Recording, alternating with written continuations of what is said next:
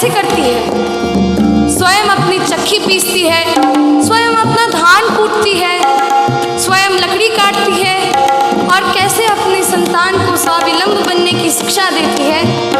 अब उसकी करुण झांकी देखिए। जनक दुलारी कुलवधु दशरथ जी की राजरानी होके दिन वन में बिताती। जनक दुलारी कुलवधु दशरथ जी की राजरानी होके दिन वन में बिताती।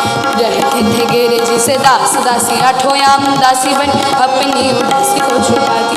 धर्म प्रवीणा सती परम कुलीना, सब विधि तो बिना जीना दुख में सिखाती है। जग माता हरि प्रिय लक्ष्मी स्वरूपा से कूटती है धान भोज स्वयं बनाती। कठिन कुल्हाड़ी लेके लकड़ी काटती है, कर्म लिखे को पर काट नहीं पाती। फूल भी उठाना भारी जिस सुकुमारी को था दुख भरे जीवन का बोझ वो उठाती।